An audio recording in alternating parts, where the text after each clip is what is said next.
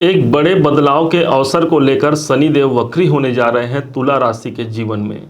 आज इसी बात की हम पुष्टि करने जा रहे हैं। ध्यान दीजिएगा, 29 जून सन 2024 का वो दिन होगा जिस दिन से लेकर के 15 नवंबर सन 2024 तक शनिदेव वक्री होने वाले हैं। एक ऐसे ग्रह वक्री होंगे जो दंड नायक हैं, जो कर्मों का प्रतिफल देने वाले हैं, और साथ ही साथ तुला राशि के प्रबल योग कारक ग्रहों में इनकी गिनती होती है।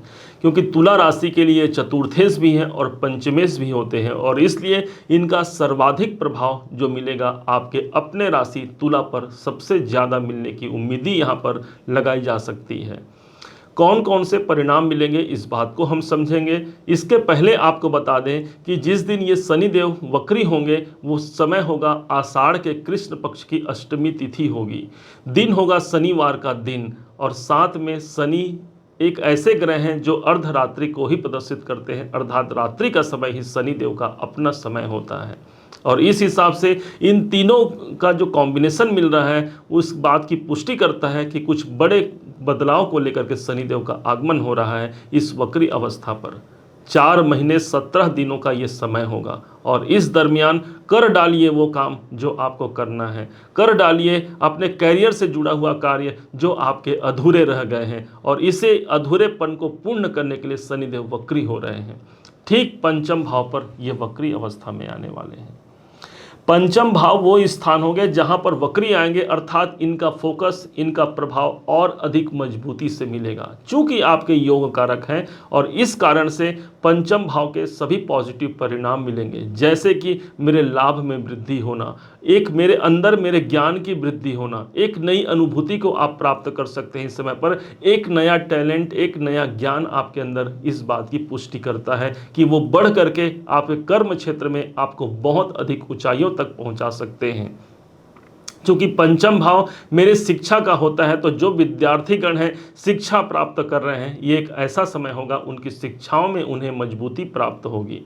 पंचम स्थान वो स्थान हो गया जहां पर मेरे प्रारब्धों का प्रतिफल मिलने वाला है, और शनिदेव एक ऐसे ग्रह हैं जो कर्म प्रधान विश्व करी राखा, जो जस करई सो तस फल चाखा वाले सिद्धांत को मानने वाले हैं। अर्थात हमने पूर्व में जो कोई कर्म किया है उस कर्मों का प्रतिफल दिलाने के लिए शनिदेव वक्री हो रहे हैं। वक्री होना अर्थात पास्ट में जाकर, भूतकाल में जाकर के आपके कार्य को निष्पादित करा जाना। इस हिसाब से शनिदेव जब पंचम पे हैं तो इनका एक प्रभाव और पड़ेगा, और वो स्थान होगा ठीक चतुर्थ भाव, जहां पर हमने एरो का ये निशान लगाया हुआ है।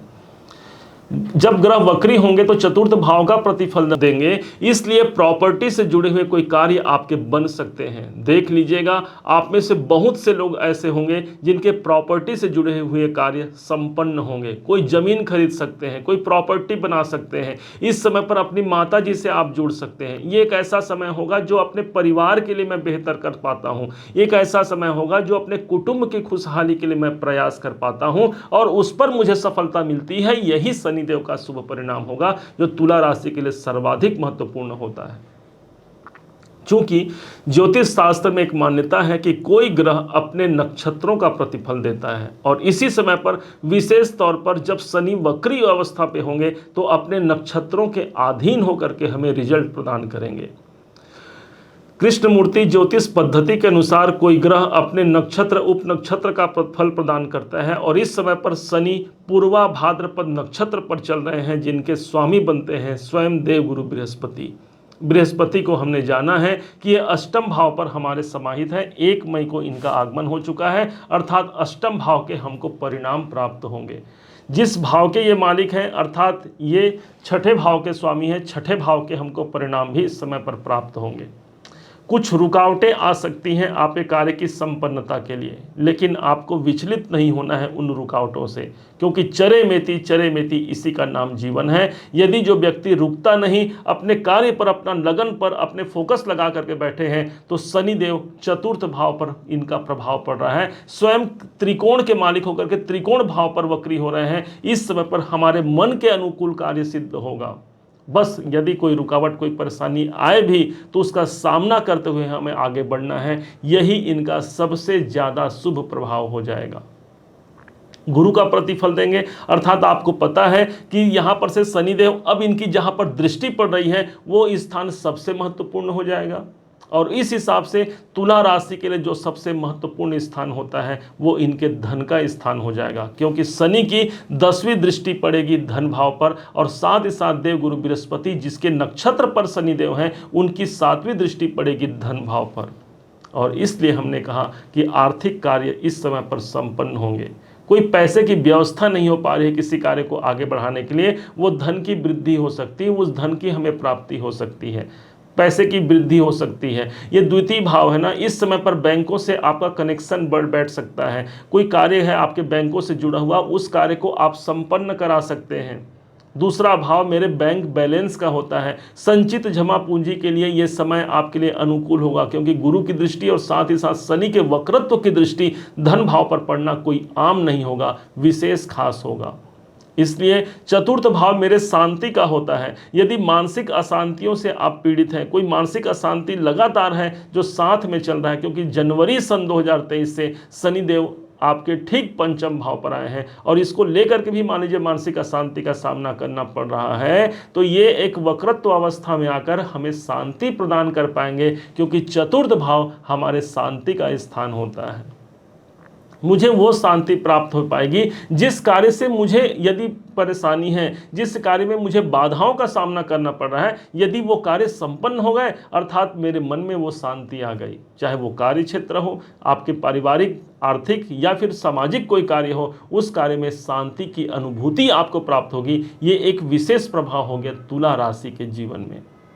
और इसी बात की पुष्टि को सिद्ध करते हुए, इसी बात की पुष्टि को मनन करते हुए उस परमात्मा से हम प्रार्थना करते हैं कि आप सबके लिए वक्रत्व अवस्था में आकर के आपके विशेष अंजाम तक आपको पहुंचा जाए, किसी विशेष श्रेष्ठ कार्य की आप तक कृपा बना पाए। इसी बात को सिद्ध करते हुए अब इसी शनि के वक्री अवस्था में आने से कौन से उपाय हमें करने चाहिए जिसके माध्यम से हमारे रुकावटों का सामना हम करा पाएँ, हमारे जीवन में जो उन्नति चाहिए वो हम प्राप्त करा पाएँ। तो ध्यान दीजिएगा, श्री हनुमान जी महाराज की आराधना सर्वाधिक महत्वपूर्ण होगी आपके लिए। हनुमान चालीसा सुंदर कांड का पाठ जिस घर में संपन्न होता है वहाँ कभी भी शनि का दोष नहीं पड़ता, अर्थात उस घर में रुकावटें नहीं आती, और शायद इसी कारण से इसे सुंदर कांड कहा गया है। कई कांड आपने सुना होगा, लेकिन एक पहला ऐसा कांड है जिसे सुंदर कहा गया है, और इसी कारण से जहाँ इसका पाठ होता है वहाँ सदैव सुंदरता की वृद्धि होती है। दूसरे रूप में इसी शनि की प्रसन्नता के लिए शनिवार के दिन पीपल वृक्ष के नीचे जल चढ़ाना और तिल तेल का दीपक जलाना मत भूलिएगा। इसी शनि के 4.5 महीने 4 महीने 17 दिन का यह समय होगा जिस समय पर पीपल वृक्ष की पूजा करके हम अपनी संपन्नता को प्राप्त करा सकते हैं। और इस अभिप्राय को जानते हुए आप इस कार्य को जरूर कीजिएगा। जो 4th क्लास एम्प्लॉई हैं सबके सब शनिदेव हैं, और इसलिए जो बेसहारा है, जो अनाथ है, उन पर कृपा करना, उनको अपने सामर्थ्य के अनुसार कोई दान दक्षिणा करना, उनके वस्त्र की व्यवस्था करना, जल की व्यवस्था करना, पानी की व्यवस्था करना, छतरी की व्यवस्था करना, ये सब कुछ आपके शनि को मजबूत करता है। इस बात को मत भूलिएगा। और इसी प्रकार ये शनिदेव आपके जीवन में सदैव उन्नति मार्ग पर आपको प्रशस्त रखें। इन्हीं शुभकामनाओं के साथ अब इस वीडियो को हम विराम देते हैं। उम्मीद है आप सबने इसे समझा है, आप सबने इसे जाना है। यदि आपने इसे समझा है, जाना है, मेरे समझाने का प्रयास यदि आपको सार्थक लगा हो, मेरे समझाने का तरीका यदि आपको सार्थक लगा हो, तो हर बार की भांति इस बार भी अपना प्यार भरा लाइक और कमेंट करना कभी मत भूलिएगा। और हाँ, यदि अभी तक आपने चैनल को सब्सक्राइब नहीं किया है, सब्सक्राइब जरूर कीजिएगा। पुनः एक बार फिर आप सभी का दिवस बहुत मंगलमय हो। इन्हीं शुभकामनाओं के साथ जय श्री राम।